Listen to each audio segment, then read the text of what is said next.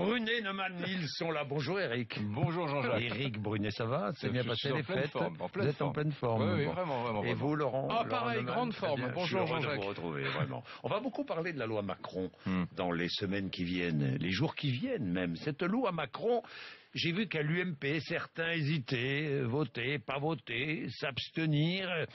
Vous en pensez quoi de cette loi Macron, vous, Éric Brunet? Elle est utile, inutile? Elle peut relancer la croissance ou pas?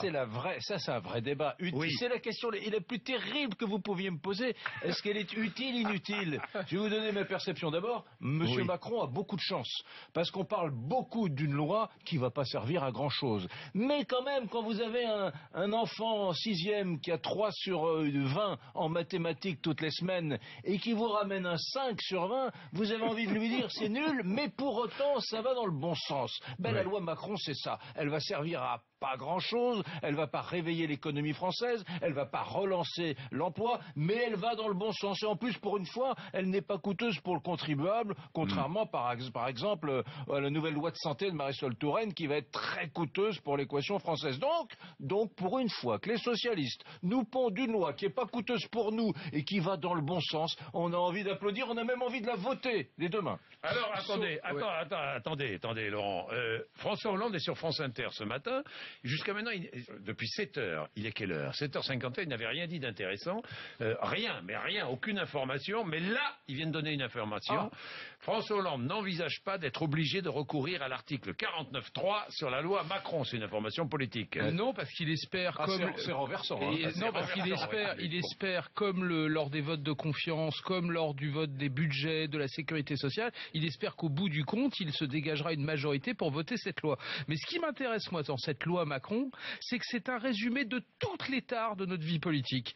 Aujourd'hui, pour savoir si vous êtes de gauche ou pas, il faut être pour 5 dimanches ou 12 dimanches. Il faut être pour les autocars ou contre les autocars. Et si vous voulez dire que vous êtes de droite, alors il faut être pour les professions réglementées, contre les professions réglementées. C'est du grand n'importe quoi. La logique, si on était dans une démocratie avancée, mature, eh bien tout le monde se mettrait autour d'une table pour dire, bon, qu'est-ce qu'il y a de bien dans cette loi? Qu'est-ce qu'il y a de mal? Est-ce que ça fait avancer les choses ou pas? Est-ce que c'est bon pour l'emploi ou pas? Est-ce que ça réduit les droits des gens ou pas? Oui ou non? Vont le faire à travers des amendements, à travers une discussion. Oui, Jean-Jacques, mais regardez les prises de position des uns et des autres. La prise de position hier de Cécile Duflot, il y a 3 semaines de Martine Aubry sur le travail le dimanche, il y a quelques jours de Nicolas Sarkozy ou de Nathalie Kosciusko-Morizet sur les professions réglementées. Ils font comme si il n'y allait y avoir aucune discussion sur le texte. Corporatisme.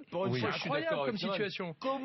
Comment pouvons-nous tous être suffisamment naïfs, voire on flirte avec la mièvrerie, pour accepter de rentrer dans ce débat? C'est-à-dire que le Titanic France coule, et nous, sur la loi Macron, on est là en train de choisir la couleur de la chambre du commandant du bateau. Quoi.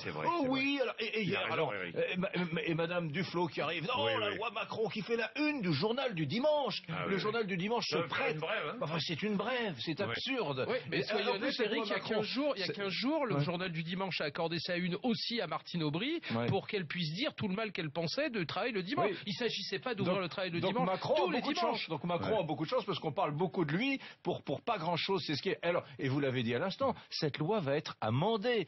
Que va-t-il sortir de toute cette affaire? Une sous-loi Macron, donc encore une fois, ça sera pas grand-chose, mais nous aurons toujours un président de la République qui passera dans les radios pour dire regardez le courage dont je fais montre, dont je fais preuve, regardez la loi Macron, c'est moi. À propos de François Hollande, tiens, écoutez, parce que cette phrase vaut son... elle vaut son pesant d'or ou de cacahuètes, comme on voudra. François Hollande a invité les Français à le juger à la fin de son quinquennat, mais ça c'est sûr, et à juger s'il a pris ou non le bon chemin pour redresser la France. Ah ben c'est magnifique, mais c'est le robinet d'eau tiède. Alors qu'on me donne tout de suite l'adresse mail de son conseiller en communication, parce que c'est une idée éminemment sophistiquée. J'ai pris ou pas le bon chemin pour redresser la France. C'est sûr qu'on le verra. Les gens qui nous écoutent ce matin, ils ont un tout petit peu de mémoire. Et ils se souviennent de ce que disait Nicolas Sarkozy quelques mois avant l'élection élection de 2012, quand il disait lui aussi, à la fin de mon quinquennat, je serai jugé. On a vu d'ailleurs le résultat. Peut-être qu'il arrivera la même chose à François Hollande. Il a conditionné sa candidature et a fortiori sa victoire à l'inversion de la courbe du chômage. Si le chômage ne s'est pas inversé, il ne sera pas réélu. Mais peut-être qu'en 2015 ou en 2016, il y aura peut-être quelques frémissements, peut-être quelques signes positifs, et alors peut-être que sa cote remontera. Mais sauf que ni vous ni moi n'en savons rien, et quand il dit ça ce matin, pardonnez-moi, le président de la République enfonce une porte ouverte. Voilà. Encore une fois, à mon avis, nos métiers ont une faculté trop importante à reprendre les formules qui sont lancées. On parle ce matin sur toutes les radios de reconquête, de dynamique nouvelle, de mouvement nouveau. C'est un peu exagéré de la part des journalistes. Je suis assez d'accord. Je suis assez d'accord. Et à l'impuissance politique, à chaque fois, on oppose le volontarisme, c'est la même chose. Nous, c'est le peuple.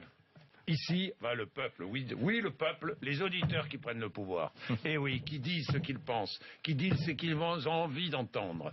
Il est quelle heure? Il est 7h58. Évidemment, nous les journalistes, nous allons analyser tout ça, réfléchir et donner l'information nécessaire à toute la réflexion. Il est quelle heure? 7h58. Vous êtes sur RMC, merci.